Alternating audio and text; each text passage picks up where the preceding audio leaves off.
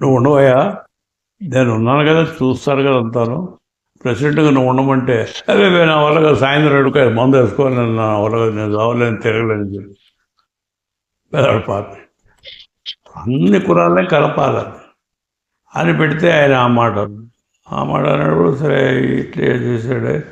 ఏం చేయాలి, ఈ కూర్చున్న వాళ్ళు రోజు మన దగ్గర కలుస్తున్న వాళ్ళు ఏం చేశారండి, అవతల ఇందిరాగాంధీని ఫేస్ చేయగలవా నువ్వు, మన ప్రాంతీయ పార్టీ రంగా ప్రకాశంలాగా అయిపోతావు, ఏదో 4 రూపాయలు సంపాదించకూడదు ప్లేటర్గా ఐకాసం గల్లంత అవుతాయి కనుక జాగ్రత్త లేనిపోయిన జాగ్రత్త బెదిరిస్తూ వచ్చారు ఈ చేరినండి. మరి మీరు ఆ మాట అంటున్నారు, ఈ మాట అంటున్నారు, మరి మీరు ఎవరైనా సజెస్ట్ చేయండి అన్నా అని అన్నా. ఎవరిని సజెస్ట్ చేయరు ఈ మాట అన్నారు. ఇక్కడ ఒక చిన్న గ్యాప్ ఇచ్చి మనం ఇంకో చోట పోవాలి. నేను చెన్నారెడ్డి గారి క్యాబినెట్లో మినిస్టర్, ఆయన వెళ్ళవలసిన మీటింగ్కి నన్ను మెడ్రాస్ డెప్యూట్ చేశాడు. నేను పోతున్నా, అప్పుడు ప్లేన్లో తిరుపతిలో దిగి మళ్ళీ హాప్ చేసింది మెడ్రాస్. అంత 10 నిమిషాలే, కానీ మళ్ళీ అక్కడ దిగాలే ఎగరాలి. ఆ ఎగిరే టైంలో ఈ రామారావు గారనే ఆయన నేను ఎప్పుడు చూడలే, నాకు ఎప్పుడు ఆయన కలవదు, నేను ఎప్పుడు ఇంటి ఎదురుగానే నాగేశ్వరరావు గారు ఎప్పుడు నేను ఎప్పుడు కలవటం కానీ మాట్లాడటం కానీ చెన్నారెడ్డి గారి దగ్గర చూసి అంతేగా నాకు తెలియదు. కనుక వాళ్ళకి నాకు ఎలాంటి లావాదేవీలు కానీ సంబంధాలు కానీ లేవు. ఆ కారణం చేత ఎవరో వచ్చాడులే అనుకున్నాను. సీటు తిరిగి వచ్చి వెనకాల నుంచి నేను ఎన్టీ రామారావు నుండి, మీరు నాదల భాస్కరరావు గారు కదా, మన మద్రాసు వస్తున్నట్టున్నారు, మా ఇంటికి టీకి రమ్మని అడిగాడు. అడిగితే సెక్రటరీ గారు నా పక్కనే కూర్చున్నాం, ఏమైనా ఖాళీ టైం ఉందా మెడ్రాసులో, లేదంటే తిరిగి మళ్ళీ మనకి చీఫ్ మినిస్టర్ మీటింగ్ ఉంది హైదరాబాద్లో, నెక్స్ట్ టైం వచ్చినప్పుడు వస్తానండి. దట్స్ ఆల్, అంతే పరిచయం. వీళ్ళు రోజును ఒకటోసారో ఇంకెవరన్నా పెట్టుకోవడం పేరు చెప్పరు. నా మనస్సులో అది వచ్చింది. ఎందుకు వచ్చింది, అంతటితో ఆగల మెడ్రాస్ ప్లేన్తో. నేను చెన్నారెడ్డి క్యాబినెట్లో రిజైన్ చేసి, అంజయ్ క్యాబినెట్లో రిజైన్ చేసి, అంజయ్ క్యాబినెట్లోనే అగ్రికల్చర్ మినిస్టర్గా సత్యదేవుడు కొండల్లో ఎక్కడో తిరుగుతుంది, ఈస్ట్ కూడా అన్నవరం తిరిగి ఆ గెస్ట్ హౌస్ చిన్న గెస్ట్ రూమ్ ఉంది, ఆఫీసర్ ఈ రాత్రి ఇక్కడ పడుకున్నాను. సరే అక్కడికి వచ్చి పొద్దున్నాక వచ్చి పడుకున్నాను. పొద్దున్నే నేను అక్కడికి వచ్చింది ఎక్కడ తెలుసుకున్నాడో ఏం చేసాడో నాకు తెలియదు. పొద్దున్నే ఫోన్ చేసి ఎవరో ఫ్రెండ్ ఉంటే రామకృష్ణ అని, రామారావు గారు చూస్తాడు, నా దగ్గర ఏం పని ఉందా, నేను అగ్రికల్చర్ మినిస్టర్, నా దగ్గర ఏమి వాళ్ళకి సంబంధించి సినిమా వాళ్ళకి సంబంధించి ఏమి ఉండవు కదా అని నేనంటే, కాదు మిమ్మల్ని చూడస్తాడు టౌర్ని చూసి. లోపల రానే వచ్చాడు. వచ్చి ఏమిటండి మీరు ఇట్లా కలుస్తున్నారు, ఏమైనా మీకు ఏమైనా కోరికలు ఉన్నాయా, ఫైల్ అది నాకేం సంబంధం లేదు ఆ సినిమాలు కూడా అంటే, అందుకాదు మీరు చాలా బాగా చేస్తున్నారు, పెద్దవారు మన వాళ్ళంతా అప్రిషియేట్ చేస్తున్నారు, చూసి పోదాం వస్తాడు. ఊరిని ఇదిలో కడుపులో పుండు పెట్టుకుని వచ్చాడు అని చెప్పాను అనుకుని ఛాయ్ ఇచ్చి పంపించాడు. That's all. రెండోసారి, మూడోసారి మన ఇంట్లో ఆయన షష్ఠి పూర్తి చెన్నారెడ్డి గారు మా ముఖ్యమంత్రి కదా, ఆయన భోజనాన్ని పిలిస్తే మంచిగా అరేంజ్ చేశారు. అరేంజ్ చేస్తూ ఆఫీసర్స్ ఏం చేశారంటే వాళ్ళిద్దరు అట్లా కరెక్ట్ చేసి అంతా 200 మందిని చేశారు. భోజనాలు బాగా చేశారు. హైదరాబాద్ వంటలు అయ్యారు. వర్షం వచ్చింది, అదంతా లోపల బంగ్లాలోకి కచేరి నేను ఎవరిని కలవాలి, వెళ్ళేటప్పుడు నేను దండం పెట్టాను, వెళ్ళిపోయారు. 4వసారి ఈయన బియ్యం కూడా నాకు తెలియదు అప్పటికి, చెంచురామయ్య అని వెంకటేశ్వరరావు గారి ఫాదరు ఫోన్ చేశాడు. ఆయన నాకెట్లా పరిచయం, కాంగ్రెస్లో ఆయన ఏఐసి మెంబర్, నేను పిసిసి ఏఐసి మెంబర్. సరే ఏంటి ఫోన్ చేశారు, బాగున్నారా అది ఇది అడిగి, బావగారు మాట్లాడతారు, బావగారు ఎవడా అని నాకు తెలియదు, ఎన్టీ రామారావు. సరే మాట్లాడి రేపు పొద్దున్న మీ ఇంటి వెనకాల ఆ కొండల్లో షూటింగ్ ఉంది, రావచ్చునా అన్నాడు. రావచ్చున్నాను, ఎన్నింటికి వస్తా, 4 గంటలకి. 5, 6 వాక్ చేస్తూ ఉంటారు. 5-6కి వస్తాను. నా భార్య అత్తగారు వలగాదు సినిమా వాడు మన ఇంటి రానివద్దు, సినిమా వాడు రాని అడ్డం పెట్టి తెలియక కమిట్ అయ్యాను, తప్పుగా ఉంటుంది, మీరు మేడపైకి పోండి, నేను పంపించేస్తానంటే సరే వచ్చాడు. వచ్చి అటెండర్ ఉండేవాడు అప్పుడు కూడా పిల్లాడు కదా. సరే ఎవరో అన్నారండి, మీరేదో సినిమా ఇది రాజకీయాల్లో ఇంట్రెస్ట్, రాజ్యసభ అడిగారు ఇందిరాగాంధీని అంటున్నారు, నిజమేనా? నాకేం ఇంట్రెస్ట్ లేదండి రాజకీయాల్లో. ట్రస్ట్ పూర్తయ్యే వరకు అసలు అలాంటి ఆలోచనలు రానివ్వు. ఐఎమ్ సారీ అండి, తెలియక అన్నాను, ఎవరో అడిగారు, ఎవరో చెప్పారు నాకు. కాసేపు కూర్చొని ఆ టీ తాగి పిల్లలు పెళ్ళిళ్ళు అయ్యి మాట్లాడుకున్నాడు. వెళ్ళిపోయి ఏం చేశాడు, ఊటీకి పోయాడు. ఊటీలో ఏదో షూటింగ్ అట. అక్కడి నుంచి ఒక రోజు ఫోన్ చేశాడు, మీరు ఏదో అన్నారు బ్రదర్, ఎంతమంది ఉన్నారు ఎమ్మెల్యేలు మనకి అనే మాట ఇది చేశాడు. అంటే నేను ఎమ్మెల్యేని కదా, మినిస్టర్ని విజయవాడ నుంచి, ఇప్పుడు ఎమ్మెల్యేల సంఘం మీకెందుకు అని అన్నాను. అంటే నొచ్చుకున్నాడు. నొచ్చుకుని మానేసాడు మాట. కొన్నాళ్ళకి మళ్ళీ ఫోన్ చేసి మీకు ఎంత డబ్బు ఉంది, ఎంత అవుతుంది ఖర్చు అని ఫోన్ చేసి, ఇలాంటి విషయాలు ఫోన్లో ఒకటి మాట్లాడటానికి సిద్ధంగా లేరండి, తప్పు ఇలాంటి మీకు ఇస్తుంటే రండి, చేరండి పార్టీలు, లేకపోతే లేదు, అంతేగాని ఈ విషయాలను అడగొద్దని ఫోన్ పెట్టేసి. ఆయన నేను రమ్మనం లేదు, రమ్మనని చెప్పుకుంటున్నాడు. ఆయనకి ఏమీ జ్యోతిష్కులు చెప్పారో ఏమిటో వచ్చాడో ఏమిటో తెలియదు. మెడ్రాస్ నుంచి డైరెక్ట్గా ప్లేయర్లకి నేను ఏరడం అక్కడ పోయి రిసీవ్ చేసుకోవడం ఎప్పుడు చేయను. ఎవరో 10 మంది వెళ్ళి రిసీవ్ చేసుకుని తీసుకొచ్చారు మన ఇంట్లోకి వస్తూనే మనకి ఎంతమంది రౌడీలు ఉన్నారు బ్రదర్ విజయవాడలో అని అడిగారు. రౌడీలు ఏంటి, వాళ్ళతో నాకేంటి పని, నేను వాళ్ళతో కదా నాకెందుకు, రౌడీలు లేకుండా నా మంత్రి పని అంటే చేస్తున్నావు అక్కడ, అబ్బాయి అలాంటి విషయాలు మేము పట్టించుకోండి అన్న. అందరూ కూర్చున్నారు. ఇతను మనకంటే అప్పుడు ఆ రోజుల్లో 10 ఏళ్ళు 11 ఏళ్ళు పెద్దాడు నాకంటే. అందుకని మన ఊళ్ళల్లో ఉన్న మర్యాదల ప్రకారం నా కుర్చీ అతనికి ఇచ్చి అతను పక్కన కుర్చీ చేసి కూర్చో. సరే ఈ ఎమ్మెల్యేలు వీళ్ళు నా దగ్గర అప్పటికే ఉన్నారు కదా, వీళ్ళు ఇప్పుడు అతనేంటి చైర్మన్ చేస్తా, అతనికి ఏం తెలియదు, ఏపీసీ తెలియదు, మేము పోతాం, ఏదో మా ప్రాణం దీపోలేని అని పెట్టలేనిపోయింది అని అపోజ్ చేసి, కాదులేవయ్యా అని టీకి లేచి టీలో పక్కకు పిలిచాడు. పక్కకు పిలిచిన, బ్రదర్ నాకేమో వద్దు, మందను మళ్ళేసుకొస్తా, నేను పార్టీ ప్రెసిడెంట్ చేయను, మిగిలినలో నువ్వే చూసుకో, నాకు తెలియదు, నాకేమీ తెలియదు కదా అని చెప్పాడు.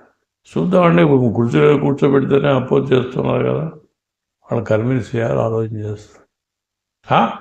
ఆడెవరు, నేనే, అంతేగాని అని చెప్పేదా పిచ్చి మాట.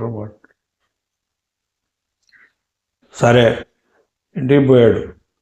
ఎమ్మెల్యే క్వార్టర్స్లో మేము మీటింగ్ అనేది చేసాం. పబ్లిక్గా ఉండాలి, ఇంటర్లో ఎందుకు రాజకీయ మీటింగ్లు అక్కడ. ఆ మీటింగ్లో అందరూ మాట్లాడినాక మళ్ళీ బెజవాడ పాపిరెడ్డిని అడిగా, ఏవయ్యా నువ్వు మనసు మార్చుకున్నావా లేదా, నీ పేరు అనౌన్స్ చేస్తాను, నేను కన్వీనర్గా ఉంటా చాలు, అంతకంటే ఎక్కువ లేదు నేను మోయలేను, నేను తిరగలేదు అని అన్నాడు.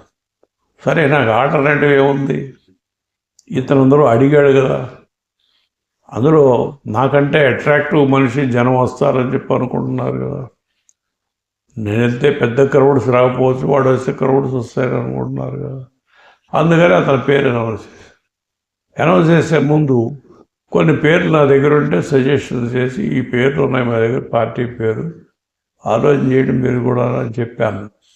అంటే ఇది జరిగేటప్పుడు పార్టీ మీటింగ్ ఓపెన్ చేసేటప్పుడు ఏమైందంటే, మా తెలుగు పెట్టించింది నేనే.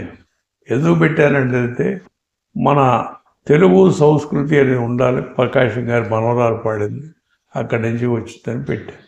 లాస్ట్లో అది మన కమ్యూనిస్ట్ లీడరు అక్కడ దుగ్గిరాల ఎమ్మెల్యే ఆయన మన ఇంటికి వస్తుండేవాడు. ఎప్పుడు నా పాట పెట్టు అని, ఏంటి ఆయన పాట చెయ్యి ఎత్తి చేయకొట్టు తెలుగు కూడా పెడతారయ్యా, నీ పాట పెడతానంటే నా దగ్గర కొంచెం దుంపలేసి నా రాయించే వరకు వదిలిపెట్టలేదు ఆయన. సరే ఆ పాట పెట్టి ఇవన్నీ పెట్టి మామూలుగా ఎన్ని ఏం చేయాలి, అతనికేం తెలియదు, అందులోనే వచ్చాడు పోయాడు. సరే మొత్తానికి జరిగిపోయింది. అనౌన్స్ చేసినాక ఆ సాయంత్రం నాకు ఫోన్ చేశాడు ఇంటి దగ్గర నుంచి. బ్రదర్, చాలా పెద్ద బరువు పెట్టారు నా మీద. అందరూ ఉంటాం కదా, అందరూ ఇప్పుడు ఒక్కటి ఆలోచన చేయండి, ఇది సొంత డెసిషన్స్ అయితే మనందరికి మనం చేయొచ్చు. రాజ్యానికి పబ్లిక్కి సంబంధించిన విషయాలు కనుక నలుగురితో సంప్రదించి చేయాలా? మీరు అప్పుడే సెక్రటరీ వద్దు, డిప్యూటీ సెక్రటరీ వద్దు, ఏమవుద్దు అంటే నాకు భయంగా ఉంది, అలాంటి పనులు చేయకూడదు, తప్పు చేస్తాము, అన్నీ ఉండాలా, వాళ్ళతో సంప్రదించాలా, కనుక ఆ విధంగా మనం పోదాం అని చెప్తే అప్పటికే ఆయన తృణీకరించ మొదలెట్టాడు.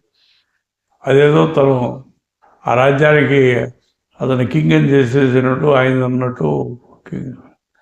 సరే నెక్స్ట్ డే అక్కడ పోయి చూసి, మేమేంటంటే బిల్డింగ్ కోసం వెతుకుతున్నాం, సెంటర్లో బిల్డింగ్. ఇప్పుడు ఇక్కడ రమ్మనమంటే ఆ రోజుల్లో వచ్చే పరిస్థితి, బిల్డింగ్ లేవు ఇక్కడ. నాదే మొదట ఈ సొసైటీలో బిల్డింగ్ మొట్టమొదటి నాదే, ఎవడే లేవు ఇక్కడ బిల్డింగ్లు అయ్యి, ఒక ఎడారిలాగా ఉండేది ఇక్కడ. సరే అది అక్కడ పెట్టుకుంటాను అంటే, సరే సినిమాలు తీసుకుంటాను, సినిమాలు తీసిన డబ్బు కూడా పార్టీకి పెడతాను అంటే మేము సరే ఉంటాం.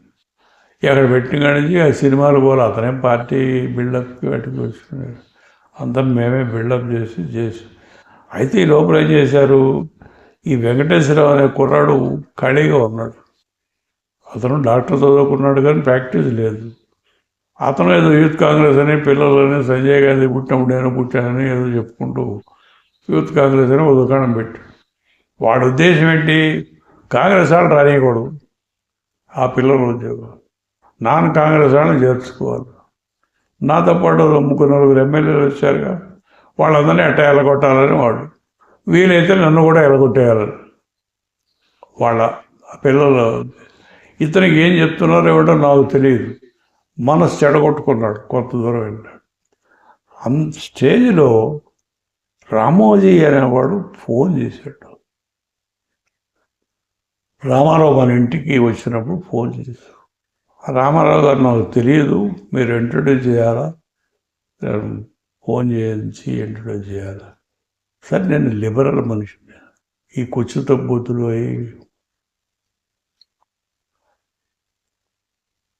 అన్నాయిట్ రానిపించారు ఫోన్ దగ్గరకు వచ్చి, ఇదే కదా అట్లాగే ఉండేది.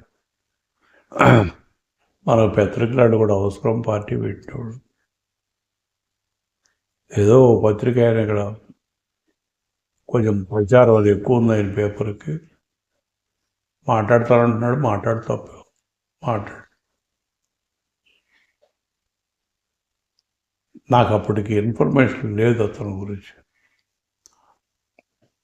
నెక్స్ట్ డే ఫోన్ చేసి, మీ ఇద్దరు టీకి రండి అని చెప్పి ఇన్వైట్ చేసి, సరే పెద్ద పేపర్ కదా, సర్క్యులేషన్ ఉంది అని ఇద్దరం కలిసి టీకి వెళ్ళాం. మామూలుగా మాట్లాడుకున్నాం, గుడి వచ్చేసి మళ్ళీ 4వ రోజు నాకు మళ్ళీ పిలిచేటప్పటికి నేను, ఏమిటి ఇతను ఎందుకు ఇట్లా చేస్తున్నాడని నేను పక్కాళ్ళని అడిగి తెలుసు. అతను పార్టీ పెట్టాలని మొదలెట్టాడయా పత్రిక ద్వారా, మీరు పార్టీ పెట్టేటప్పటికి ఆయన దెబ్బతిన్నాడు, ఏం చేస్తాడో మరి ఏం చెప్తాడో చూడు అంటే. అప్పుడు రామారావు నన్ను అడిగాడు, మళ్ళీ పిలిచాడు బ్రదర్ అంటే, నేను రానండి, ఇప్పుడు 2-3 సార్లు మంత్రి అయ్యాను, నేను వెళ్ళకూడదు పత్రాలు, మీరు వెళ్ళండి మీ ఇష్టం, నేను రాను. ఇతనికేంటి తిండి సరిగా అమరట్ల ఇంట్లో, భార్య చనిపోయేది కదా, భార్య చనిపోయేది, ఆరోగ్యం బాగాలేదు. సరే ఆ అలవాటు చేసుకుని రోజు దగ్గరికి పోయి గోధుమట్లు అప్పట్లో చప్పట్లు గారెలు తినేవాడు. రోజు పిలవటం మొదలెట్టు. పిలిచి మమ్మల్ని ఇద్దరిని విడగొట్టడానికి ప్రయత్నం చేసి, నేనట కరప్ట్ అట, అతను అతను నువ్వు కలిసి తిరగొద్దు, నువ్వు వేరే తిరుగు, వాడు వేరే అని విడగొట్టు. సరే, పేపర్లో ఎక్కడన్నా మేమిద్దరం కలిసి మీటింగ్ అంటే చేసి రామారావు ఒకటే రాసి నా పేరు రాసి వాడు అనుకున్నది సాధించాలని పుట్టాడు. ఇంతటితో చాలక ఉపేంద్ర అనే కుర్రాడు రైల్వే క్లార్క్ వాడు డిజైన్ చేసి వాడిని తీసుకొచ్చి వీడిని ఎంటపెట్టుకుపో అని చెప్పాను. ఎంటపెట్టు పర్వతనేని ఉపేంద్ర అని తిరిగారు. నా దారి నేను తిరిగాను. ఇంత అయిపోయినాక ఆమె ఏం చేసింది, వీళ్ళేదో మన గవర్నమెంట్లో అనేకని పడగొట్టేట్టున్నారు అని తొందరగా అనౌన్స్ చేసింది. ఎలక్షన్స్ శ్రీనివాసరెడ్డిని నన్ను అర్జెంటుగా పిలిచాడు. హైదరాబాద్ వచ్చాం. వస్తే ఏదో అతను ఏదో చెప్తాడే, మనం అయినందుకు మనం సాపేసులు కూర్చుని మన ఇద్దరు నీ నా అనేది లేకుండా సెలెక్ట్ చేద్దామని, గెలిచేవాళ్ళని మంచి కుర్రాడిని, ఆ కుర్రాడు ఆ డబ్బు చూసి సెలెక్ట్ చేసి వచ్చినాక ఇతని మనసు నాకు అప్పటికి అర్థమైపోయింది కదా. ఇద్దరం కలిసి గోదావరిలో దిగాం, ఇద్దరిలో కలిసి గోదావరి ఎక్కాం. కానీ ఇతను దుర్మార్గులాగా ఉన్నాడని చెప్పని ఆలోచన చేసి, అంతకుముందు సన్నిహితంగా నేను ఎప్పుడూ అతను చూడలేదు కదా అని చెప్పని, నేను క్యాబినెట్లో ఉండనండి అని చెప్పి, క్యాబినెట్ ఇప్పటికే నేను 2-3 సార్లు ముఖ్యమంత్రి చేశాను, నాకు వద్దు, మీరు క్యాబినెట్ మీరే తయారు చేయాలి, నాకేం తెలియదు కదా అంటే ఆ మాట మీరు లేకపోతే నాకేం తెలుసు, కుర్చీ ఎక్కడ బల్ల ఎక్కడ తెలియదు కదా, అదేంటి ఆ పిల్లలు వాళ్ళు అవి కూడా అంతా వచ్చి ఎంత దూరం తీసుకొచ్చి వదిలేసిపోతావా అని చెప్పి క్యాబినెట్లో ఉండను, పక్కన సలహా అనే ఫీలింగ్స్తో నేను కన్ఫర్మ్డ్గా ఉన్నాను. నాగేశ్వరరావు, చంద్రబాబు వీళ్ళంతా వచ్చి కూర్చున్నారు స్వేరింగినప్పుడు. అప్పుడు కూడా నా మనసు ఇష్టం వెళ్ళిపోవాలనే ఉంది డయాస్కి. విజయభాస్కర్ రెడ్డి నా పక్కన కూర్చున్నాడు చీఫ్ మినిస్టర్గా. ఇంకప్పటికి ఆయన చీఫ్ మినిస్టరే, ఈయన ఇంకా చీఫ్ మినిస్టర్ అవ్వాలి. సరే బాగాలేదు, నేను ఉండకూడదు, దుర్మార్గం జరుగుతుందని చెప్పి ఆలోచనలోనే ఉన్నాను. కానీ ఏ వీక్ మూడో మరి మొత్తానికి ఆయన బరిదాన్ని పిలవండి అని చెప్పాడు. మళ్ళీ నేను వెళ్ళేటప్పటికి స్వేరింగ్ ఇన్ చేసి మినిస్టర్ తర్వాత రామ్మోహన్ రెడ్డి చేయించాను. క్యాబినెట్ అంతా నేను సెలెక్ట్ చేసింది, వాళ్ళకేం తెలియదు. సరే ఇట్లా ఇక్కడ రెడ్లు ఇద్దరు, అక్కడ రెడ్లు ఇద్దరు, అట్లా సెలెక్ట్ చేసి కులాలు ఏ కులాలకి లోపం లేకుండా అందరినీ అడ్జస్ట్ చేసుకుని పెట్టారు. తర్వాత ఆఫీసర్లు కూడా ఎంత బాగా బ్యాలెన్స్డ్గా క్యాబినెట్ చేశారు అని చెప్పి అప్రిషియేట్ చేశారు. అలాంటి దాన్ని అతనికి తెలియక కొంత అహంకారంతో, కొంత మదంతో వాళ్ళు ఏం చేశారంటే, ఒక మినిస్టర్ టెలివిజన్ కొనుక్కున్నాడు. టెలివిజన్ కొనుక్కుంటే ఎవడో పితురేలు చెప్పాడు, ఆ టెలివిజన్ కొన్నవాట మీరనే మినిస్టర్ వాడు నచ్చుకుని వెళ్ళిపోతాను కూర్చున్నాడు. ఇంకో మినిస్టర్ పిల్లలు పెళ్ళిళ్ళు చేశాడని ఒక అమ్మాయి ఎవరో కమ్మ పిల్ల దానికి మంత్రి ఇవ్వలేదని చెప్పని అదేదో కంప్లైంట్ చేస్తే, నువ్వు అన్ని భోజనాలు పెట్టావు, ఇన్ని భోజనాలు చేసావు, కన్నాలు వేసావు అని చెప్పారు. వాడు తీసి పారేశాడు. మేము అడ్రస్లో ఉన్నాం, పరిగెత్తుకు వచ్చాం, వస్తు జరిగిందో ఇలా పిచ్చి వేషాలన్నీ మొదలుపెట్టి ఏం చేశాడు, నాకు చెప్పకుండా పార్టీ మీటింగ్ పెట్టాడు. అది ఎమ్మెల్యేల మీటింగ్. ఆ ఎమ్మెల్యేల మీటింగ్లో మహానుభావుడు లచ్చన గారు ఏం కావాలి, మహానుభావుడు చంద్రబాబు గారు ఏం కావాలని చెప్పి అడ్డును కలుపుకొని ఏదో పెట్టాడు. పెడితే నాతో చెప్పలేదు. మీటింగ్లో పెద్దవాడు పాపిరెడ్డి కమ్మగా ఉంది కమ్మరాజ్యం అన్నాడు. అంతటితో ఆకుండా నీకన్నా బుద్ధి లేదటయా, ఆడకు బుద్ధి లేకపోతే నిన్ను చూసి కదా మేము వచ్చేది పార్టీకి అని ఆయన ఒప్పుకోడు. ఇవన్నీ విన్నాను. ఈ సీన్ ఓ సన్నాసి శ్రీనివాసరెడ్డి, రామారావు గారు ఎక్కడ సదా పెట్టమని అక్కడ పెట్ట, ఏం చేయమన్నా అది చేస్తాం. వాడు ఒకసారి నాడు జనార్దన్ రెడ్డికి యాంటీ, అంతే ఆడి లైఫ్, దానికోసం గడ్డి తింటూ ఉంటాడు అని చెప్తూ ఉన్నాడు. నేను చెప్పే మీటింగ్లో నన్ను మాట్లాడమని, నాకు మంత్రిపోయినంత నేను ఇప్పటికే 3 సార్లు చేశాను. వేరే వాళ్ళు రాయబోయా నేను ఉండనని చెప్తే పొట్టబొట్టి రామారావు ఈ పని చేశాడు, నా పేరు రాదు, ఇప్పుడు రిజైన్ చేసేస్తే ఎవరికైనా వేరే వాళ్ళకి ఇవ్వండి అని చెప్పి నేను మీటింగ్ చెప్తూ ఉంటే మధ్యలో లేచి రామారావు మీరు ప్రిసైడ్ చేయండి, నాకు పని ఉంది సెక్రటరియట్లో అని పారిపోయాడు. సరే నేను భోజనానికి వస్తూ ఉంటే ఇక్కడే ఇంట్లో దావలో ఎక్కడో కలిసి ఆ నైజాం గోడ దగ్గర ఆ లజ్జా కొడుకుల్ని, నా కాళ్ళ చెప్పులు, ఆ ఎమ్మెల్యేలు ఎవరు బొచ్చుగాళ్ళు, భోషాణంగాళ్ళు, ఆ ముడి మీద తంతాను, నా జోడు రేపొద్దు డిస్మిస్ చేసేస్తాను అని బూతులు తిట్టం మొదలు. అరే ఏదో వాడిని వాళ్ళ ప్రభుత్వంలో భాగస్వాములు, వాళ్ళని అట్లా చేస్తే అట్లా మాట్లాడకూడదు. రేపు పొద్దున మనం ఇద్దరం ప్లేన్లో బెంగళూరు పోతున్నాం కదా, అక్కడ నీతో మాట్లాడతానులే, తొందరపడిపోకు, ఇలాంటి మాటలు బయట ఎక్కడ అన్నావు అంటే, నన్ను ఏం చేస్తామంటావు, నా కూతురు ప్రసవిందని అంటాయిందని ఏడిస్తాడు. కాబట్టి నేను నా కారు వేసుకుని ఇంటికి వచ్చిపోయాను. భోజనానికి వస్తే మళ్ళీ ఫోన్లో బూతులు అయిపోయి, సరే పొద్దున్నే ప్లేన్లో వేస్తున్నాం కదా అంటే ప్లేన్లో మాట్లాడు, అదే గోల. ఈ లోపల ఈ డబ్బులు డోడు చిత్తర చూడగలి సినిమా వాడుకోవాలి కదా, ఆడేదో ప్లేన్ దిగటంతోనే గోల. అప్పుడు ఆ మీటింగ్ అటెండ్ అయ్యి రెజల్యూషన్ పాస్ చేస్తుంది తిరిగి. This is how it has become నేను అనుకున్న ధ్యేయం ఒక్కటి నడవలేదు. ఒక్కటంటే ఒకటి ఆ 2 రూపాయల కిలో బియ్యం తప్ప నేను రాసినట్లు ఒక్కటి ఇంప్లిమెంట్ కాదు. అప్పుడు ఏమేమి ఇంకా పాలసీలు ఏమేమి ఉన్నాయి సార్? పాలసీలు ఏమేమి ఉన్నాయి సార్? పాజిటివా పాలసీలు మీరు రాసినవి ఇంకా ఏమేమి ఉన్నాయి సార్? చెప్పే కదా, 2 రూపాయల కిలో బియ్యం, ఆడపిల్లలకు సమాన హక్కు, ఈ కులాల గిలాలు ఎత్తడానికి వీలేదు, ముస్లిమ్స్ రిజర్వేషన్ లేకుండా మనం వాళ్ళని కలుపుకోవాలా, వాళ్ళకి 10% హైదరాబాద్లో ఉంది, 5% 4% ఆంధ్రాలో ఉంది, ముస్లిమ్స్ అందరినీ కలుపుకోవాలా అనే బాధ్యతతోనే అప్పుడు రాయలసీమకి ఇచ్చాను, ముస్లింకి మినిస్టర్.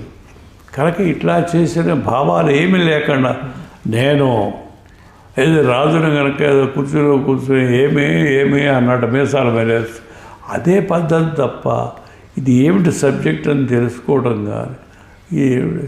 ఇలాగా కొంతమంది ఆఫీసర్లు మాట్లాడితే కాగితాలు మర్చిపోయారు కొంతమంది, అట్లా పాడు చేసేసి అహం.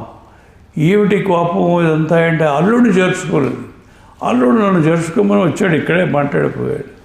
మేము మామని ప్రెసిడెంట్ చేశాం కదా, ఆయన నువ్వు చూసుకున్నాడు, ఆడేవాడు దొంగలంజేవాడు కట్టగట్టుగా పిచ్చి బూతులను తిట్టాడు.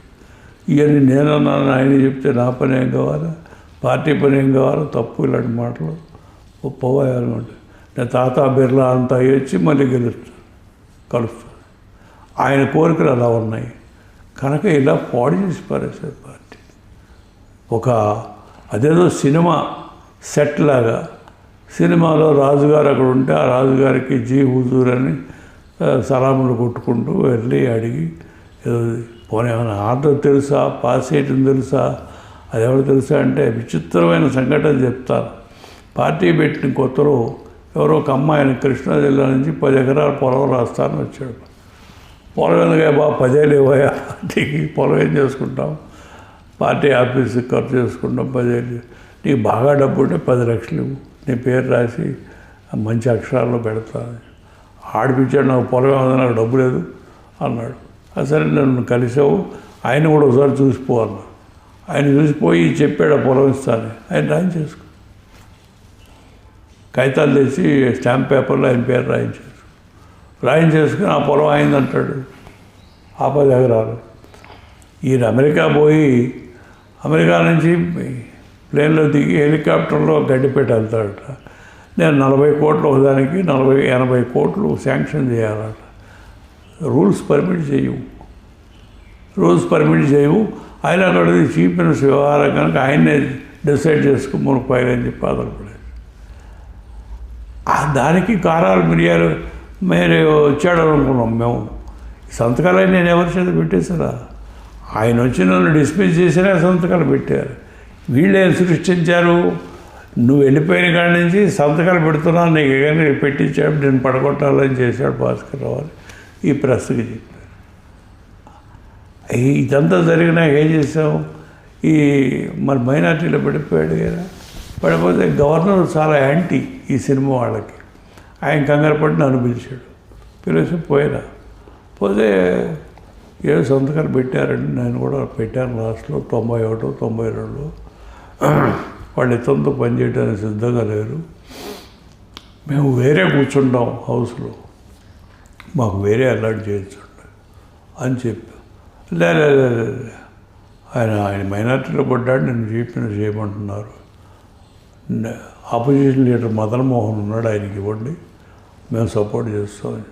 నో ఢిల్లీ వాళ్ళు నీకేమన్నారు, నాతో ఎవరు మాట్లాడలే, ఢిల్లీ గవర్నర్ వాడు మాట్లాడుకున్నారేమో, నాతో ఎవరు మాట్లాడ. ఆ స్పీకర్ అయిన ఆడెవడో ఉన్నాడుగా, కోడెల శివప్రసాద్, వాడు కూడా మాకు వచ్చి సంతకాలు పెట్టి గవర్నర్ దగ్గరికి వచ్చినాడు వాడు. అట్లా పెట్టినాడందరూ ఎత్తుకుపోయి దాచేసారు. సినిమా వ్యవహారం కదా. కనుక ఇట్లా చేస్తే నేను చీఫ్ మినిస్టర్గా ఉన్న పీరియడ్లో సంజీవ్ రెడ్డి గారు ఎక్కడ ఉన్నాడో కలుద్దామని పోవచ్చు, అనంతపూర్ వచ్చి. అక్కడ ఎందుకంటే పిల్లలు ఏదో అల్లరి చేస్తుంటే తుపాకి పెట్టి కాల్చారు, ఎవడో పిల్లగాడు చచ్చిపోయాడు. చూశారు, ఏదో రప్పించి వద్దామని వెళ్ళి సంజయ్ రెడ్డి గారిని కలిసి ఇదేంట్రా ఎమ్మెల్యేలు దాచుకోవడం ఎప్పుడో చూసావా, నేను టైంలో కానీ ప్రమాద టైంలో ఇదేంటి ఎమ్మెల్యేలు దాచుకోవడం అన్నాడు. సరే మున్సిపల్ రేపు వస్తున్నాడు మీ దగ్గరికి, నువ్వు చెప్పు అడిగాను. మంచి మాట చెప్పేవారా, కానీ ఆ మూడనట నమ్మేవరా అన్నాడు. ఇందిరాగాంధీ నట నమ్మేవా? ఇందిరాగాంధీ నమ్మింది కాదు, అదే సిచ్యువేషన్ అలా అరైజ్ అయింది. ఎమ్మెల్యేలతో పనిచేయడానికి సిద్ధంగా లేరు. ఒక్క బీజేపీని పిలవకుండా మిగిలిన వాళ్ళందరినీ పిలిచారు. బీజేపీ ఏదో అండరాని వాళ్ళలాగా వాళ్ళ పిల్లలు. ఆ మీటింగ్లో ఆ గెస్ట్ హౌస్లో మీటింగ్ జరుగుతున్నప్పుడు నేను ఆయన రిజర్వేషన్ ఇందిరాగాంధీకి అగెనెస్ట్గా రిజర్వేషన్ పెట్టాలని నేను ఒప్పుకోలే. రామచంద్ర కూడా ఒప్పుకోలే, నేను ఒప్పుకోలే. ఆమెతో మనకేం సంబంధం అయ్యా, మన పార్టీలో మనం ఇక్కడ పని చేసుకుంటూ మనం ఫండ్స్ అడిగి మన రాష్ట్రాన్ని డెవలప్ చేసుకుంటాం, కానీ ఇప్పుడు ఆమెతో తగ్గుందుకు అని అన్నదానికి ఇతను మనతో విభేదించి పూర్తిగా అక్కడి నుంచి అల్లుడిని తెచ్చుకుని అదేదో పిచ్చి పనులన్నీ చేసి తర్వాత పడ్డ అవసరాన్ని తర్వాత చూశారు. కనుక మేమెప్పుడు అతను సంతకాలు పెట్టి ఎవరో ప్రైవేట్ ల్యాండ్ అని తన ల్యాండ్ అని చెప్పి అక్కడ ప్లేన్ ట్రైన్ ఏమంటే ఆఫీసర్లు ఒలగదన్నారు.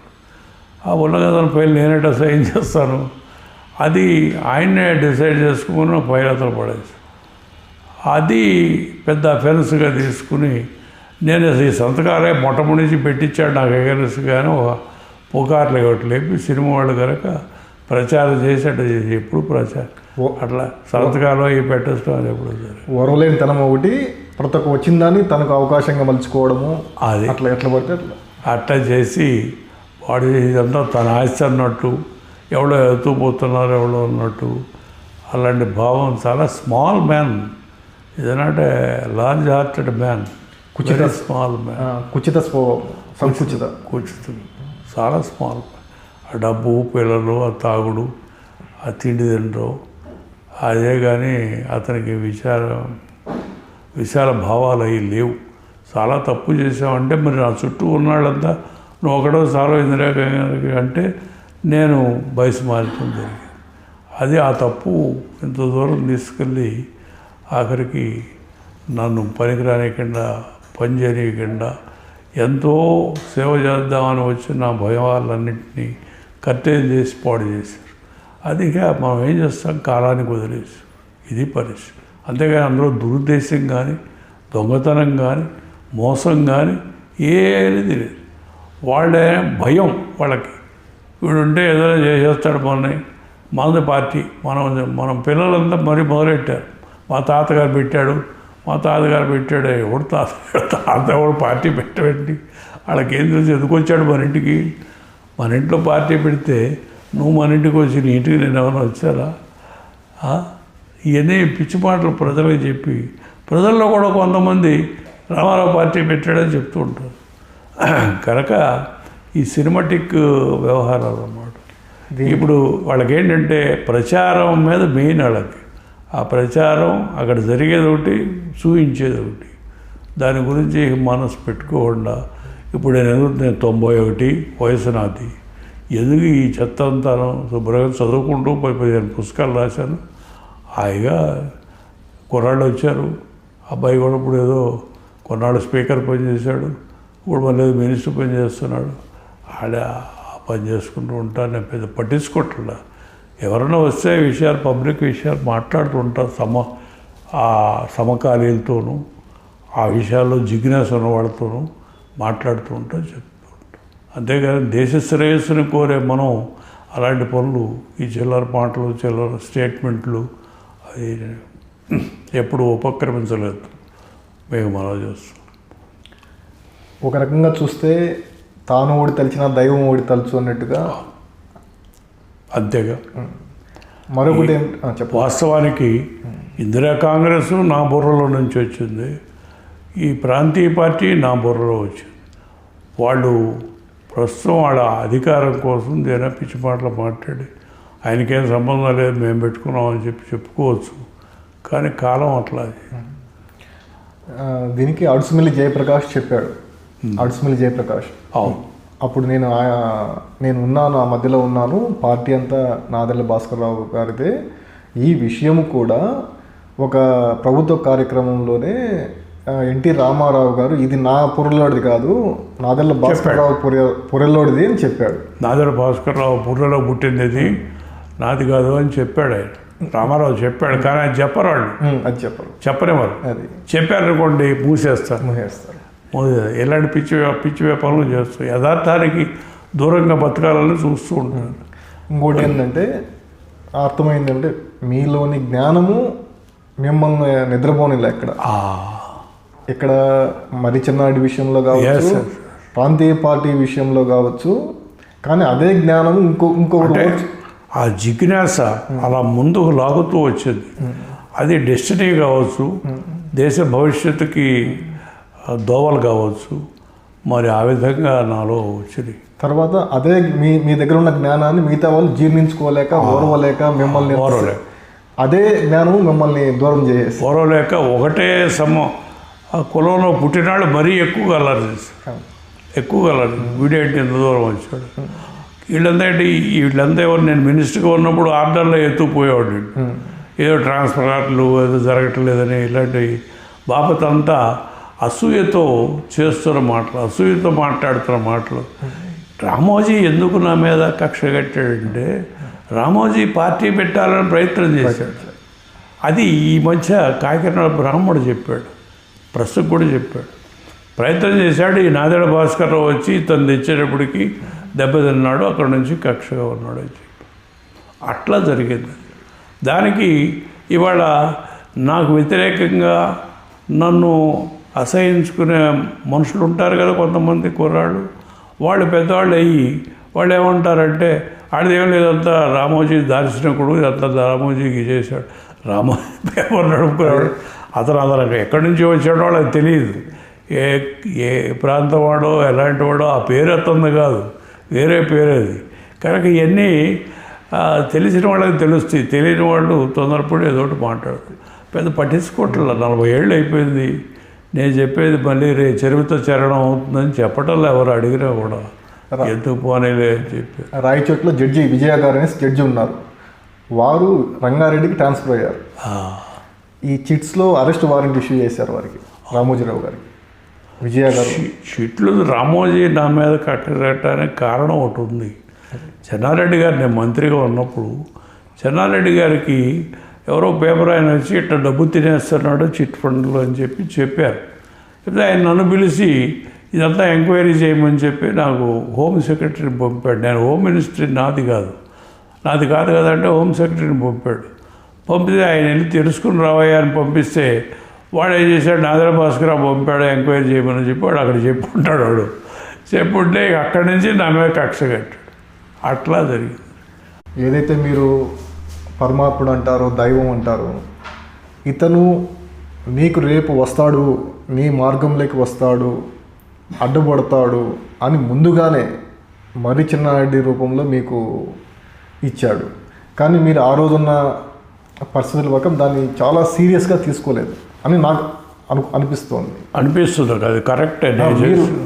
మీకు చాలా విషయాలు అనవసరం. మీకు సీఎం గారు చెప్పారు పలానా పని చేయమని చెప్పారు, కానీ మీరు అది అధికారుల మీద వదిలేశారు, బాధ్యత పెట్టారు. వాళ్ళు ఏంటంటే వాళ్ళు ఏ రకంగా బిహేవ్ చేయొచ్చు అది, కానీ ఏంటంటే మీరు కొంచెము లైట్గా తీసుకోవడము దాన్ని. ఆ రోజే మీరు దాన్ని బాగా మీకున్న జ్ఞానం ఉంది కదా, మీకు లా ఉంది కదా, సీరియస్గా అటెండ్ అయినట్టు ఇట్లా ఉండేది కాదు. అది మీరు చేసింటేనా? అది ఎక్కడంటే డాక్టర్ గారు ఆయన హోమ్ మినిస్టర్ ఏమో ఎవరో ముసల్మాన్, నా పోర్ట్ఫోలియో కాదు. నన్ను పిలిచి చెప్తే నేను కాదు కదా డాక్టర్ సాబ్ అంటే, నిన్ను ఇప్పుడు చేస్తా హోమ్ మినిస్టర్ ఏముంది మొదలు, నేను హోమ్ సెక్రటరీని పంపిస్తాను ఎంక్వైరీ చేయమని. హోమ్ సెక్రటరీ వచ్చాడు, నేను ఇంటికి వచ్చాడు. ఇదే డాక్టర్ గారు అంటే చెప్తున్నాను, నాకేం ఆ సబ్జెక్ట్ తెలియదు, చదవలేదు, ఆ యాక్ట్ చదవలేదు, మరి మీరు తెలుసుకుని రండి అంటే తెలుసుకుని చెప్పాడు. తర్వాత నేను ఫైనాన్స్ మినిస్టర్ అయినాక దాన్ని నేషనలైజ్ చేయమని బోసు దగ్గర కలకటాలో ఫైనాన్స్ మినిస్టర్ వచ్చినా చెప్పాడు, నేషనలైజ్ చేద్దామని ప్రయత్నం చేశాం. రామారావు సహకరించాల, రామోజీ సపోర్ట్ చేస్తాడు. అదే రామారావు నేను నా భార్య శ్రీశైలం వెళ్ళి పూజ చేసుకుంటుంటే ఆ స్వామివారిని పంపి, కంచి స్వామివారిని మధ్యవర్తిత్వం చేయమని నా దగ్గరికి పంపారు.